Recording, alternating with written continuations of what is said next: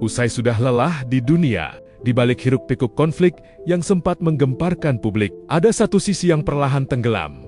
Sisi teduh seorang pendidik spiritual. Hari ini, kita tidak sedang menghakimi, kita hanya mencoba mengenang siapa sebenarnya sosok Yai Mim. Sebelum semua ini menjadi cerita besar yang viral kemana-mana. Kabar wafatnya Muhammad Imam Muslimin Mardi, atau yang dikenal sebagai Yai Mim, pada Senin siang 13 April 2026 meninggalkan duka yang terasa luas.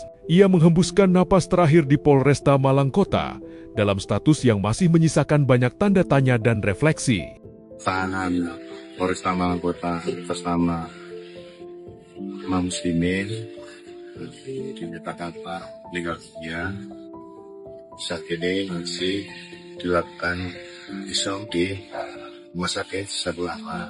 Namun di balik akhir yang berat itu, ada perjalanan hidup panjang yang tak sederhana. Yai Mim lahir di Blitar, Jawa Timur pada 11 Maret 1966. Sejak kecil, ia tumbuh dalam lingkungan yang dekat dengan nilai-nilai keislaman. Langkah awalnya dimulai dari pendidikan dasar di MI Al-Qadiriyah, lalu berlanjut ke MTS Ma'arif Bakung. Dari sana, perjalanan intelektualnya terus berkembang, hingga ia nyantri di pesantren Al-Kamal Kunir Wonodadi. Di tempat inilah, ia tidak hanya belajar ilmu agama secara tekstual, tapi juga mulai menyelami sisi spiritual, tasawuf, perenungan, dan makna kehidupan. Perjalanan akademiknya membawanya ke UIN Sunan Ampel Surabaya, mengambil jurusan bahasa Arab, dan lulus pada 1991. Tak berhenti di sana, ia melanjutkan hingga meraih gelar magister dan doktor. Kariernya sebagai dosen di UIN Maulana Malik Ibrahim Malang dimulai sejak akhir 90-an. Namun bagi banyak mahasiswa, Yai Mim bukan sekadar pengajar. Ia dikenal sebagai sosok yang mengajak muridnya memahami hidup. Bukan hanya lewat teori, tapi juga lewat perenungan batin. Dedikasinya juga terlihat dari pendirian pesantren Al-Adeskiyah Nurus Syafa dan Bait Al-Quran Nurus Syafa, tempat di mana ilmu dan spiritualitas dipadukan dalam satu ruang yang sama. Namun, nama Yai Mim mulai dikenal luas bukan karena kiprahnya di dunia pendidikan, melainkan dari konflik dengan tetangganya, Nurul Sahara. Perselisihan yang awalnya soal lahan perlahan membesar.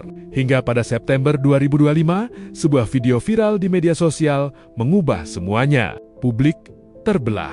Sebagian melihat satu sisi, sebagian melihat sisi lainnya. Tapi beneran dia ganggu saya banget. Iya wis ngerti ya sampean ya. Kenapa terganggu? Lain sampean kok ngono. Yang pola kan dia. Enggak ada. Kan dia. Siapa yang pola? Hah?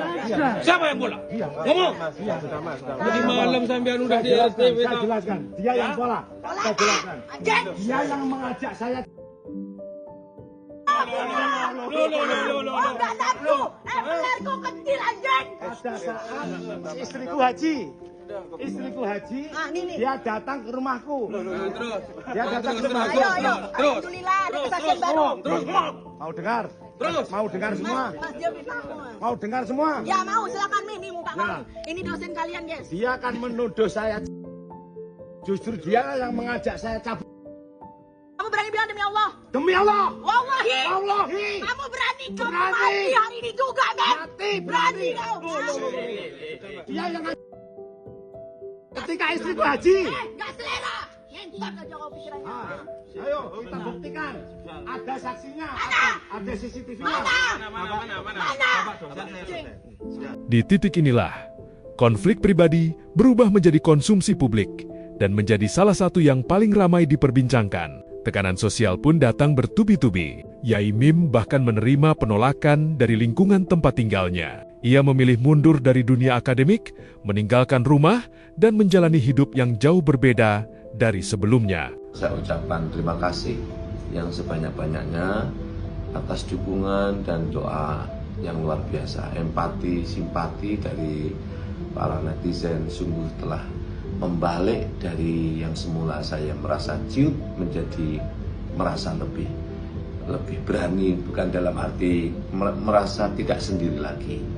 Dimana pada awalnya saya merasa terasing dari akibat pemberitaan atau pembuatan sebuah video di TikTok yang dibuat oleh Ibu Sahara atau Ibu Sahara ya, yang membuat kami, ya, keluarga kami, murid-murid kami, santri-santri kami itu pada menelpon saya merasa empati dan prihatin. Saya sedikit ingin meluruskan tentang pengunduran saya sebagai pengajar di UIN Malang. Saya yang mengundurkan diri, mengajukan pengunduran diri kepada atasan saya langsung, yaitu Direktur Pasca, dalam hal ini Bapak Profesor Agus Maimun. Kenapa? Karena home base saya adalah Pasca Sarjana UIN Maulana Malik Ibrahim Malang. Jadi bukan UIN yang memecat saya yang mengundurkan diri. Masalah ini kemudian berlanjut ke ranah hukum. Saling lapor terjadi.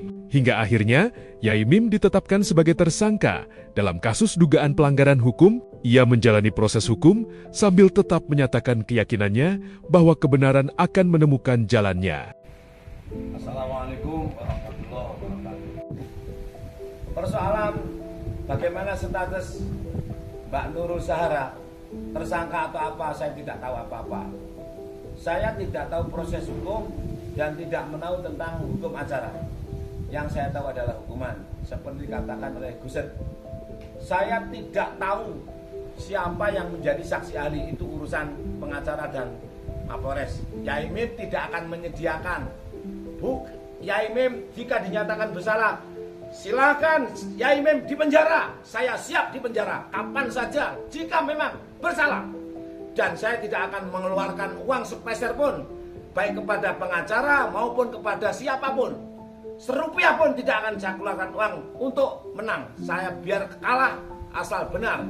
Keadilan dan kebenaran yang aku junjung, bukan uang, bukan orang, dan bukan siapa-siapa, adalah keadilan dan kebenaran. Terima kasih.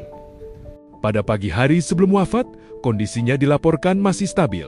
Namun siang harinya, saat berjalan menuju ruang pemeriksaan, ia tiba-tiba jatuh dan dinyatakan meninggal dunia. Kepergian yang mendadak ini menjadi penutup dari perjalanan hidup yang penuh dinamika. Di tengah duka, Nurul Zahara turut menyampaikan bela sungkawa. Sebuah ucapan sederhana, namun penuh makna. Seolah mengingatkan kita bahwa di atas semua konflik, kemanusiaan tetap punya tempat. Kisah ini bukan hanya tentang siapa benar dan siapa salah, tapi tentang bagaimana hidup bisa berubah begitu cepat, dan bagaimana kita menyikapi perbedaan dengan bijak. Kini, Yai Mim telah berpulang, meninggalkan jejak sebagai seorang pendidik, seorang pencari makna, dan seorang manusia dengan segala cerita hidupnya. Selamat jalan, Yai Mim. Semoga segala amal ibadah diterima, dan segala khilaf diampuni. Warisan ilmumu akan selalu hidup di hati mereka yang pernah belajar dan mengenalmu. Oh guys, tadi gue baru cek, ternyata memang benar kabar kalau Yai Mim, beliau sudah berpulang. Innalillahi wa inna ilaihi raji'un. Kronologinya pada saat di penjara, beliau berpulangnya di situ. Jadi mari kita kirimkan doa yang terbaik. Semoga segala kesalahan beliau dan apapun yang meresahkan diampuni oleh Tuhan Yang Maha Esa dan diberikan tempat yang terbaik. Dan keluarganya diberikan kekuatan dan ketabahan untuk melewati ini semua.